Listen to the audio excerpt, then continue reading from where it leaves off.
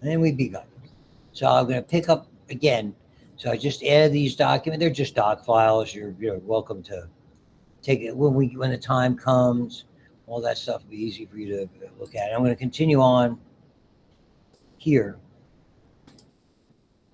And just a quick review, which I do like to do. Again, this is such a useful diagram to see the relationship. And again, the myosin is contained, all those myosin strands are contained within the individual sarcomere. There's no overlap as there is with the actin filaments. And the titin is what effectively attaches it. So it's indirectly attached to the Z disc, where the actin is directly attached, half on one side, half on the other side of each continuous sarcomere.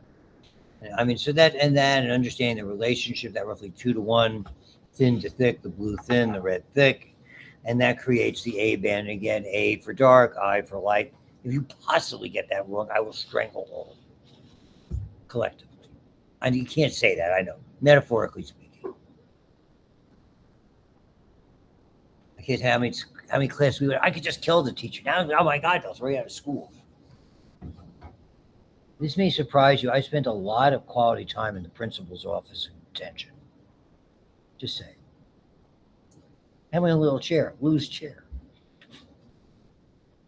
So again, the thick filaments, the tails, the heads, cross bridging they do at the active sites, the staggeredness of the array. Again, the globular soluble actin, basically coming together and making the fibrous or filamentous actin. That's there. You can see either of those names are involved. And don't forget the roles of the regulatory protein. You'll see them better in the animations. The tropomyosin, the thread-like protein that covers the active sites on actin and is held in place by the troponin plugs. And it's all about the shape. You're going to see when calcium comes to the party, it's going to interact with the troponin. It's going to change anything, any molecule that interacts with the protein changes its shape, as we all know. And when it changes its shape, it's going to permit the movement of the tropomyosin out of the way to expose the active heads, which are molecularly close to one another, and immediately the reaction will occur where they bond and effectively begin what we call the cross-bridge cycle. As you will see multiple times, here we have the heads, the active sites, the binding sites to actin, and obviously on the actin, the binding sites for the myosin. Here you can see it here, bless you, all of those neat things that are there. So again, the titin holds the thick filaments in place, stretching, recoil. We talked more than we needed to talk about dystrophin and things like. To me, that's more of a genetics discussion for sex-linked. Very interesting condition. There's so many of these. Voila. So specifically now we're going to start to analyze the events, starting with, we're going to understand how this contraction occurs, and then look at the events that bring it about, starting with you generating a signal saying, move this. Okay? And effectively, that's sort of the launch point for all of this. Underlying the sarcolemma, which is just another name for the plasma membrane, we have endoplasmic reticulum. It's called the sarcoplasmic reticulum. It's a network of smooth endoplasmic reticulum, and it surrounds, and that's a very good word. Remember, the fibrils, those sarcomeres are within the fibrils, involving the filaments within the individual fibrils. We have a mechanism to bring that signal deep inside. It has to do with something called transverse tubules. Those transverse tubules interact with this sarcoplasmic reticulum. One of the roles, if you remember back anatomically speaking about the cell, endoplasmic reticulum, the smooth, processes fats, has a lot to do with detoxification. We see a lot of it in the liver. One of the things it provides for are cul-de-sac-like structures or enlargements that hold calcium. This is the significant feature. If nothing else, the whole advanced physiology, you really see the important role that calcium plays. So ionic calcium plays roles coming and going, so to speak. You're going to see it's going to allow the nerve to fire, and effectively at the end point of it is going to fire the muscle. if you want to look at it more simplistically. So they are mostly longitudinal, but you're going to see there are cross channels, and in them they have these cistern. A cistern is just a name for, you look at in the Bible, they'll talk about somebody went to the cistern, it's a well. Okay, so they're called terminal cisterns, or in Latin, terminal cisternae, and you will see them at the junction of the A and I band. You can go back and look at that previous illustration of the sarcomere, where they are. So they're right where they're supposed to be to effectively release, and their role is to release the stored calcium. And so the sarcoplasmic reticulum there really is sort of the gate or the gatekeeper for releasing stored intracellular calcium. Calcium that makes smooth muscles, beg your pardon, that makes skeletal muscles contract is intracellular. It's already in the muscle. We rely on extracellular calcium for cardiac and for smooth muscles, even though in smooth, as you will see, there is some intracellular calcium. Common test questionnaire, because the question is going to say intracellular or extracellular calcium. The key player here, intracellular calcium levels. Okay, and so storing and releasing is what they do, and you're going to see that storage and release is governed by the flow of charged particles, and effectively, poor way to say, is by the flow of current that goes through the sarcolemma, the membrane, as it travels, that sort of that waveform that I described, perhaps not terribly well, and it triggers what's called a voltage-gated calcium channel. You're going to get sick and tired of this. It's one of the things you said. A lot of this is LTF. It's learn to forget. Do you know what I mean, guys? It's in the curriculum. You got to learn. I don't know where I don't know enough about where all of you are. I'd love to know. I mean, I know some people are interested in research, and some people are looking at pre-med tracks. But I mean, it's probably not stuff you're going to be using a whole lot unless you're doing it in research. I'm just saying. I understand that. But now you can impress your friends at any time I'm telling you, if there's a trivia challenge, you are ready. And if you need a lifeline, you can call me.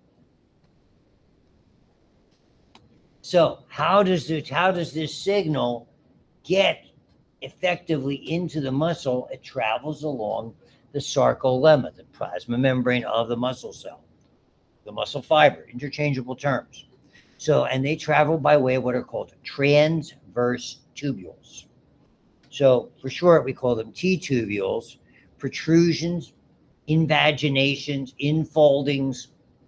You'll see the illustration explains it much better than I wouldn't even attempt with my unique form of stick figure illustrations. Okay, to be able to draw that, but they're transverse tubules. Increase the muscle fiber surface area. You're going to see there's a lot. It's more than just a simple sheath that goes around this muscle fiber. The lumen of that is continuous with the extra, so it's in contact with the extracellular environment. And this is the way that electrical impulse, which you'll come to know is called an action potential, travels along that membrane to get deeply inside, because it's designed that way. Those T-tubules go into the interior and surround the individual fibrils. They penetrate, as it were, and they form a triad. A triad is three things coming together. And so when you look at triad relationships, you have in the middle, as you will see with the illustrations, the transverse tubule. On either side, there's a terminal cisternae or a terminal cistern, whatever you want to describe it. And there's going to be voltage-gated, regulated channel. There'll be voltage-gated protein channels on either side. And once that switch is flipped open, as long as it's switched, as long as it remains open, calcium is going to pour out.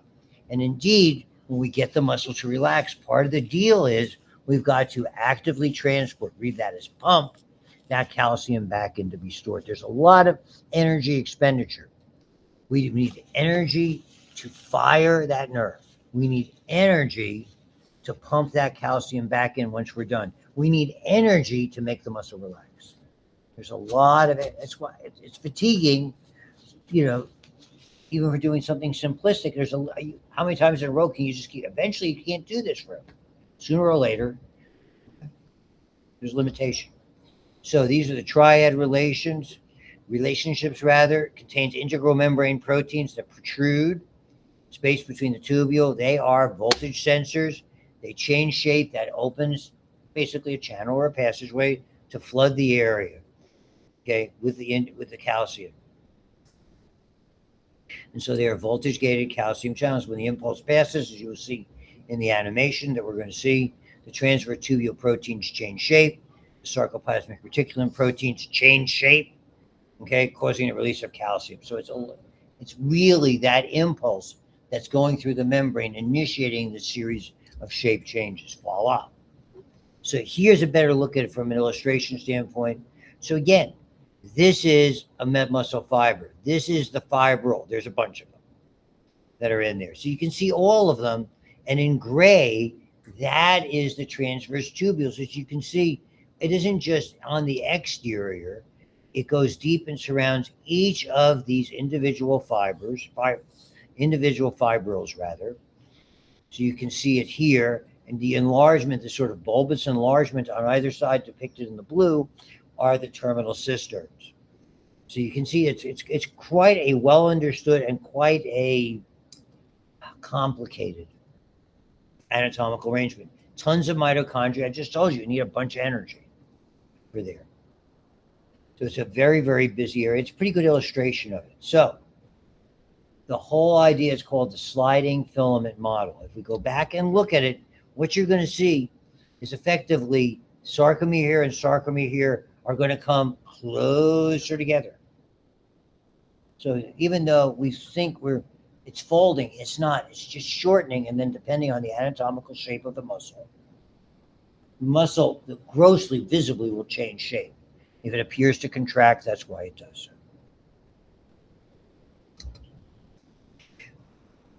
Good there? Okay. So shortening occurs as tension generated by the cross bridges on the thin filaments exceeds opposing shortening and ends when the cross bridges become inactive. Okay, fine. So, see if I can get you up there. I'll show it to you. This is better. So the thin and thick filaments overlap at rest.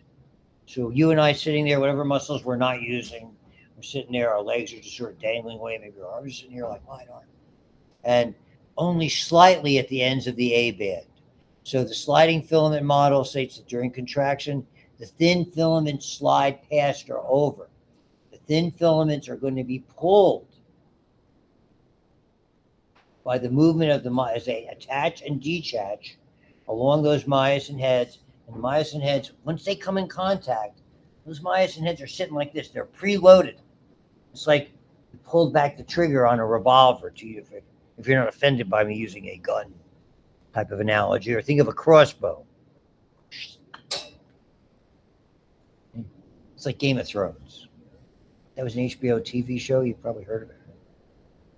See? Thank you. Crossbow.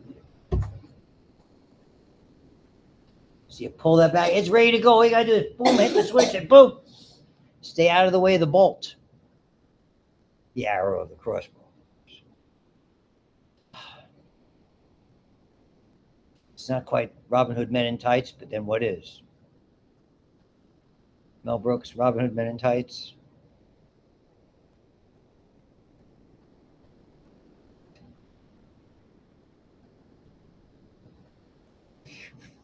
So the thin filaments slide, overlap. Neither thick nor thin filaments change length. They're always the same. When the nervous system stimulates that muscle, the myosin heads, because the active sites are exposed, the calcium comes out. It's stored. It contacts the troponin plugs. We're going to go over this a lot. Hits the troponin. Troponin changes shape. Tropomyosin slides out away. Boom. The precoct head is like this. The actin filament's like this. And it goes boom.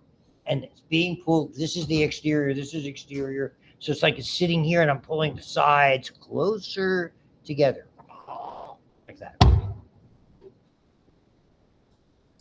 And that's what it is. So the cross bridge form and break several times. Again, given the elastic nature, that's why we have those offset heads. because what happens, as long as the signal is there and calcium is flooding, effectively, it may be something you just have to pull a little bit, be something very light. But if I have to pull something heavier or heavier still, okay, you're going to have to attach and detach, attach and detach. If you detach them, that elasticity would pull right back to the start, sort of Sisyphus-like. Isn't he the guy with the water up the hill? Mythology? Love that.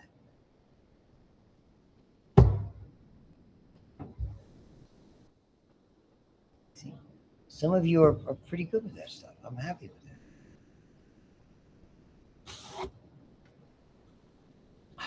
I love learning stuff. Cross-bridge attachments form and break several times, causes the shortening. Z-discs are pulled toward the midline or M-line. The I bands appear to shorten because they're overlapping, and now they become effectively an extension of the A band. The Z disc closer together.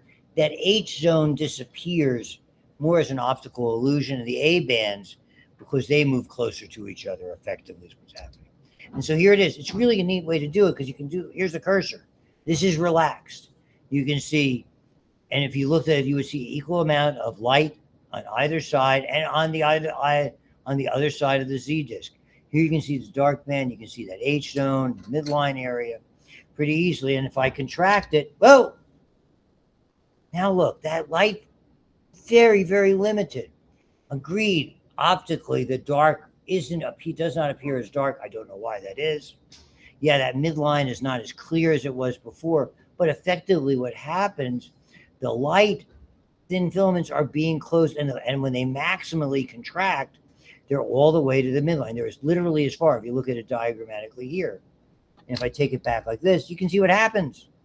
So basically the limitation is those actin filaments over those heads that are ready, that are precocked or preloaded, and as they pivot or ratchet, it gets effectively pulled to the end of the midline, as you can see here. So you look where it is, fire it, look, bam, they're all the way, and that's a physiological limit. You can only contract so much. There's a limitation. That's the whole idea of what we call excitation, contraction, coupling. Taking electricals, and we're going to look at it in detail with the three major ways they're divided. The events at the neuromuscular junction. This is your introduction, and I don't know if you did a lot of this in cell or previous. Did you do neuromuscular junction and acetylcholine and neurotransmitter release? Okay, I mean, now you're going to see it my way, the good way, not in its Hellwiggian art form. It's okay, we get along pretty well. It's just that my kids are the same age. That's awful. My son's 2 years. My eldest is 2 years different. My wife had a kid who's the same age.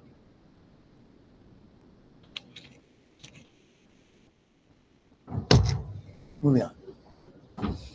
So, yeah, we make the decision. A signal is transmitted down the spinal cord to nerve circuit. You might remember that from anatomy.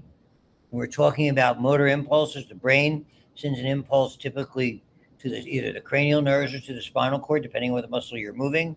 And then from that area, typically the spinal cord, for argument's sake, it goes to the appropriate muscle and says, move it. Okay, to nerve circuit. Signal is transmitted to the motor neurons, which are the neurons that are going from the central nervous system to the muscle in question, and activate it. They're excitable cells. Excitable cells are capable of changing, et cetera, and it's all about, thankfully, you only have to look at one neurotransmitter, acetylcholine. You want to say acetylcholine, works for me. You want to just put ACH like they do, just fine. The beauty about learning acetylcholine now, it is the neurotransmitter we have the most of. Nearly all of the autonomic nervous system utilizes only acetylcholine. Acetylcholine is used everywhere in the brain. Acetylcholine is the only one that we see at the neuromuscular junction. If you were going to only have to learn one, it would be acetylcholine. It's the one that we understand the best. It's the one that was originally, back in the 1800s, If you never saw the experiment, it came out of the vagus nerve, and they watched it dripping like on a frog's heart. They set up an experiment when they stimulated the nerve with electrical current, and stuff came out of it. They called it vagus stuffle. It was acetylcholine, and it slowed down the heart rate of the frog. So it's early. That's where it came from. It's originally called vagus stuffle, stuff out of the vagus. Okay. So the acetylcholine is a combination of acetic acid and choline, joined together and relatively easily separated. So the major role are these ion channels. It's going to involve, this mechanism is going to involve both chemical, also called ligand. You may be noticing that there's a lot of dual names. Okay. I mean, there's a lot of things that have similar names. Okay.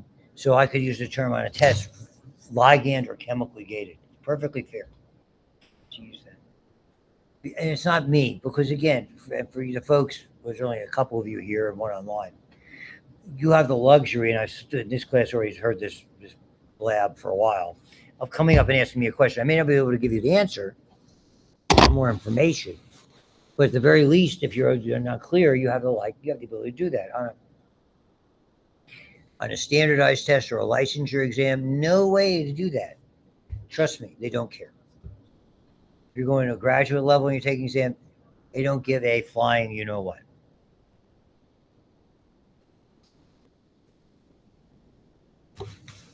So you have chemical or ligand gated. Those are the acetylcholine receptors on what's called the motor end plate, a very unique protein structure. And then voltage gated ion channels, which basically are triggered if you have enough to reach this magical term that you're going to become familiar with called threshold. And this all has to go back to resting membrane potential, okay? So there you have acetylcholine, simplifying it, opening up a gate. We'll get into it. For the time being, I don't need you to pay a lot of attention to that just yet. That little ball coming out the bottom that they use in this particular PowerPoint sequence is called an inactivation gate. Down the road, it's not just enough for gates to open and close. Think of that as a lock. It means the gate, it can't be used. And it's very important, particularly when you get to cardiac, okay, to cardiovascular phys and cardiac physiology, because this has to do with something called the absolute refractory period, where it can't be re-stimulated again. Very important. For now, we're not going to delve into it, because muscles you can fire and reset very, very quickly. Nerves very, very quickly. The heart's a big player. So we have to look at this. We're going to look at, I'll do it this way. An illustration or an animation is worth 1,000 words. So I'll come back and do all this. Aren't you happy? Say, look at all this crap you have to know. Look at all that. Oh my God. You're just going to go bananas. I missed it. Where's my animation? Uh-oh. Higher voltage.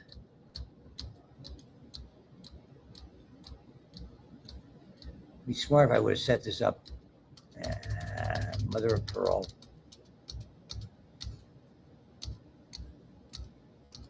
Oh gosh, it's incredibly crazy.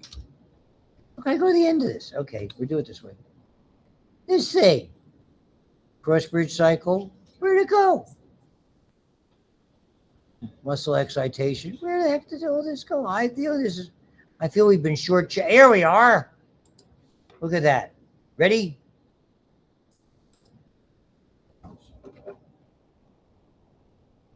No talking in the peanut gallery. I may have to adjust this.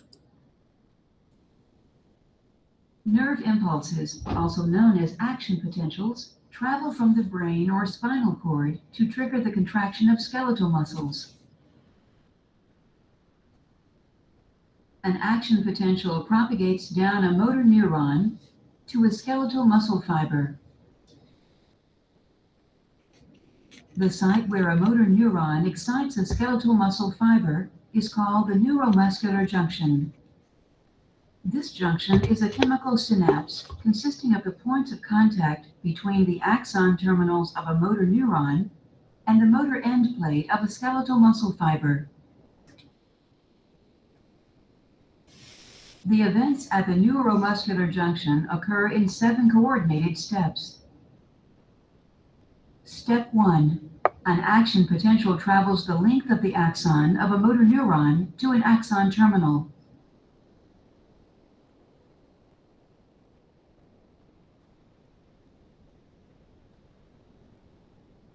Step 2. Voltage-gated calcium channels open and calcium ions diffuse into the terminal. Step 3. Calcium entry causes synaptic vesicles to release acetylcholine via exocytosis.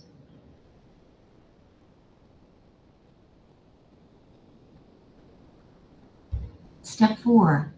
Acetylcholine diffuses across a synaptic cleft and binds to acetylcholine receptors, which contain ligand-gated cation channels. Step 5. These ligand-gated cation channels open. Step 6.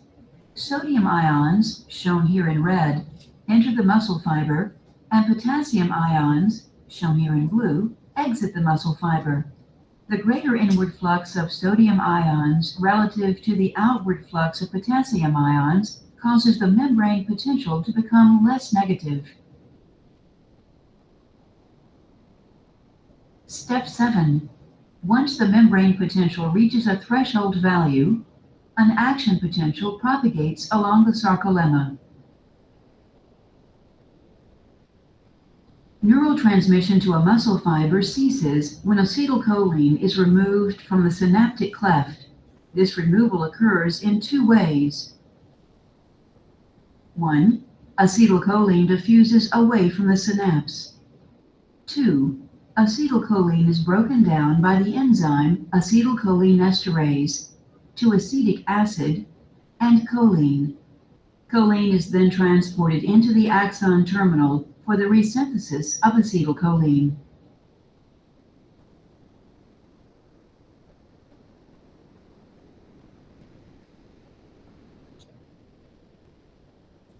Thank you.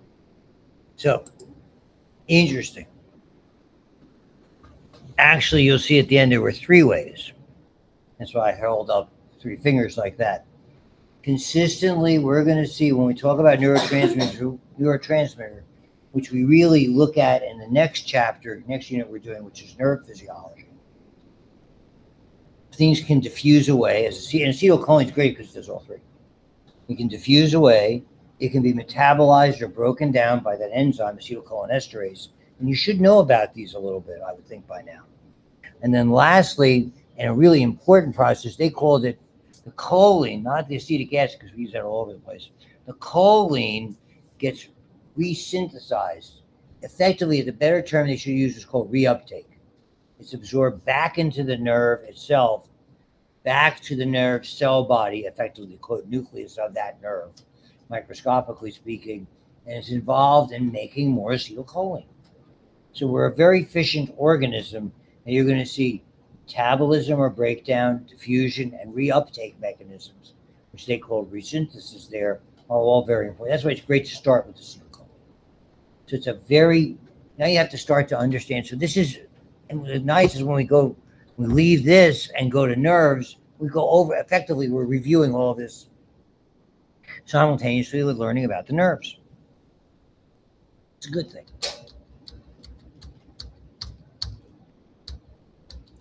So I'll go back, way back to where we were. So motor neurons, somatic just means going to muscles or joints or areas like that, even the skin. So skeletal muscles are stimulated by somatic, means of the body, motor neurons. Okay. Did you do nerve anatomy previously? Based generic kind of neural anatomy? Okay. So you got the dendrite, the receiver, basically, without getting too crazy about it. You have the dendrite or receiving end, and you have the transmitting end, which is, pardon me, the transmitting end, which is the axon. And in the middle of that somewhere, generally close to the dendrites, what we call the cell body or soma, there's a lot of the carrion. There's a lot of things that are used for that. Effectively, that's the nucleus. But again, you remember from anatomy, advanced anatomy, clusters of cell bodies in the nervous system are called, in the central nervous system, are called nuclei. Outside of it are called ganglion. So you got the term nucleus, even though you and I can use it talking to one another, effectively is not technically correct. Just, and again, that's not the kind of thing I would try to trip you up on. You should know the difference between where a ganglion is a nucleus is, anatomically speaking, but other than that, no. So I could try to trip you up on it, but you have to thank me. It's all part of the service. Should I wear my steel? I have like a Steelers hat like yours. I have Steeler gloves.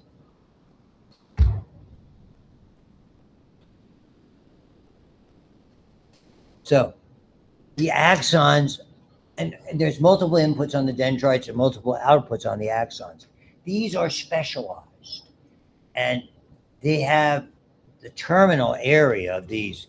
The thread-like extensions have those bulbous enlargements, and very close to what it looks like on the animation. It looks the same microscopically with an electron microscope. They're kind of laying on top of this unique protein receptor called the motor end plate. Anytime a nerve is involved in forming a junction, whether it's with another nerve or with a muscle or with a target of some type, we use the term synapse. Some people say synapse. I was brought up on synapse. Okay, that's what I use. Wherever you're going to be, you'll find the right way to pronounce it if you're going to be using that terminology.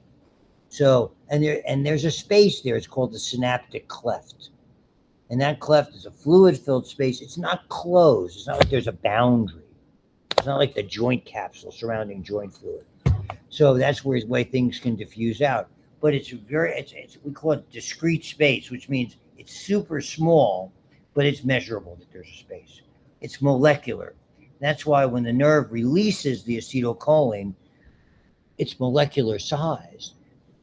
I mean, it's like it all floods out. Okay, very, very, that nerve stimulates it, and these granules, this liquid, whatever, they're probably in granular form, go out in a large amount, and so they immediately start to trigger that motor end plate. The big question here is whether they can reach threshold, whether they can reach something we talked about previously, the resting membrane potential of that excitable cell to an arbitrary value. Usually, if resting is about -70, threshold is typically around -55 millivolts. So if it, and you're going to hear the distinction between two terms, because acetylcholine is only getting closer to threshold. It only excites it. Doesn't, if there's a neurotransmitter release, it's only going to take it closer to or to exceed threshold. So if it doesn't get close enough, we have a fancy term. It's called end plate potentials. So you either have end plate potentials if you didn't release enough to get to threshold. If you did, we hit an action potential. And like I said, action potentials are the ultimate RMU. They're unstoppable. Stupid. I go to RMU. Oh, that unstoppable place. Huh?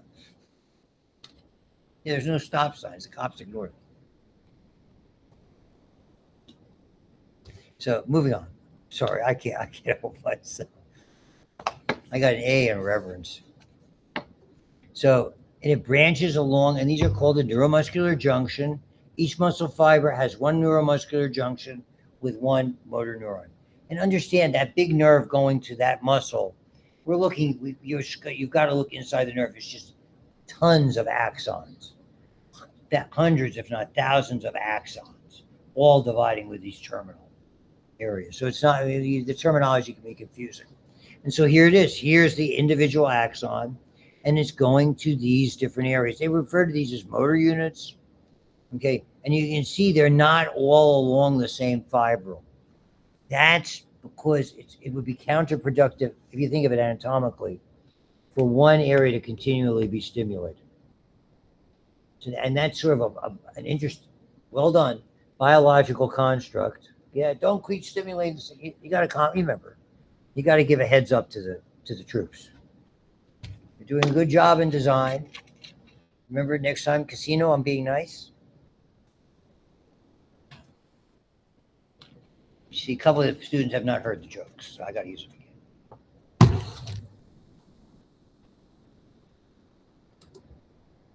So, here's the synaptic cleft. Synaptic vesicles. We looked at this before with exocytosis.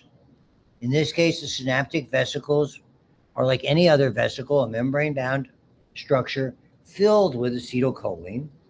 Okay, the infoldings of that sarcolemma, the motor end plate, they call junctional folds, and there are a lot, as you can see, of receptors. So that neuromuscular conjunction consists of the terminals, the synaptic cleft area itself, and all those junctions. So it's a uniquely arranged protein. And again, folding. For those who didn't have me before, it's one of my pet things I talk about. How do we get a lot of contact? How do we get a lot of neurotransmitter in a very small area? Folding is a way to generate space. We see it in the brain, we see it in the muscles, we see it everywhere.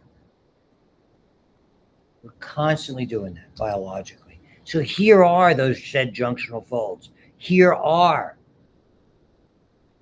the vesicles. And the whole idea, it starts with an impulse going down. I'm telling that to move. I want to grab that. I'm thirsty. I'm going to grab my drink. Okay, it shoots down here. The very first thing before it has anything to do with releasing acetylcholine, it's indirect. It triggers a voltage-gated calcium channel. This is extracellular calcium. It can be confusing. Extracellular calcium triggers the motor nerve to fire. So it goes along there. That calcium enters, and the calcium enables or facilitates that need. Okay, the snare fibers. Remember we talked about the snare proteins, the V snares and the T snares to come together. And what's the medication or the toxin that interferes with this process and prevents the release of acetylcholine? Botox. That's where it works. That's why when originally it was horrible wrinkle, all cosmetic, they take micro amounts of that and inject it. Now that we use it for headaches, we use it for hyperperspiration for people with real problems with moisture, underarms, feet, things like that. And it's got a lot of other uses. So they're just really experimenting because it's preventing the release of the acetylcholine, triggering the receptors. And that's been around for a fair amount of time. I actually, before I started to teach full time, I actually applied for a job with a company in sales or marketing when I was transitioning from practice. They're out in California, the company that was at least the originator of it. It's interesting. Didn't get the job. And that brain gave me to you. You'd have been denied all these bad jokes. And the delight of having my company. So right here, a lot of mitochondria, a lot of synaptic vesicles. And you can see that. So 4 steps occur for skeletal muscle to fire, neuromuscular junction. The muscle fiber itself gets excited. We're not going to get to that today. We're going to get to excitation, contraction, coupling. Not today. Cross bridging, not today. We're looking mostly at introducing and then reviewing the events. And that's why I wanted to do the animation. You can see there's a lot. I don't want to blow this up and look at all those. You can read them better than I can read them. All the things, and they're talking about the events at the junction, the muscle fiber, excitation, contraction, and cross bridge cycle. We look at all that. To summarize, action potential arrives at the terminal. I'm grabbing my drink. Voltage-gated calcium channels open. Calcium, it's really important. Extracellular calcium. And we're going to see calcium and potassium. They're really the sort of the prime movers when we start thinking about positively charged cations that make things happen. You have to be very careful whether it's intracellular or extracellular going forward. Calcium entry, acetylcholine neurotransmitter into the cleft, rapidly diffuses, instantaneously diffused. Okay, across those receptors, and those are chemical or ligand gated channels. This is that 3-to-2 relationship when we looked at the sodium potassium pumps. They're pumping out 3 sodiums, they're pumping back in 2 potassiums. This is the opposite. It doesn't involve pumping. Okay. This is a different mechanism entirely. Remember, there's always more sodium outside, more potassium inside. It's basically a facilitated diffusion, if you will. So once those gates open, 3 sodiums go in, 2 potassiums go out. The net effect is to make the interior of that motor end plate and the surrounding area of the membrane more positive or less negative, depending on how you want to look at the same thing. That's what I mean by it's a neurotransmitter that's consistently excitatory, with very, very rare exceptions. So it makes it go closer to this thing we call threshold. It makes it along the membrane more positive, or for you pessimistic people, less negative. Half full, half empty, that type of thing. Oh, God, spare me from students. You know, I told Dr. Badger maybe 2 or 3 more years. I'm going to go back and tell him. You can see me in the home. So it diffuses across, binds the receptors, sodium in, potassium out, 3-to-2. In this case, incoming sodium, the opposite of sodium potassium pumps active transport, 3 out, 2 back in of potassium. And then the acetylcholinesterase is there. We always have acetylcholinesterase. It would be a very rare condition not to have acetylcholinesterase. I would have to look it up to see if that's survivable or not. There are things called pseudocholinesterase conditions that are genetically based. I have to remember what they are. These are the kinds of things I learned, I don't even say it, more than 50 years ago that somehow stick in my mind. So voila, you can see it here. In the interest of, I don't want to have everybody going out on me. So here you can see the action potential comes in, sodium channels are triggered, voltage gated channels are open. They cause the entry by releasing the acetylcholine via exocytosis into the cleft at the neuromuscular junction. It diffuses across rapidly, binds ligand or chemical gated channels. And here we are, sodium in, potassium out, 3-to-2 relationship again. And then it is fortunately, with rare exceptions, it is rapidly removed.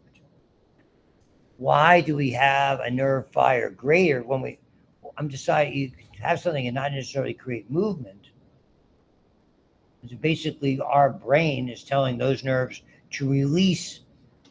This impulse continues and it induces a greater amount of activity, so to speak, because it's constantly being removed.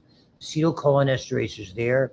Some of it diffuses. Much of it is broken down into acetic acid, which we use all over the place, and choline, which they call it resynthesized. I call it reuptake. And that was our picture. And so let's stop it here, and we'll start on Monday with some of the stuff that goes on, things like myasthenia gravis, things like acetylcholinesterase blockers, and things like that. Thank you very much. Have a great weekend. Stay warm.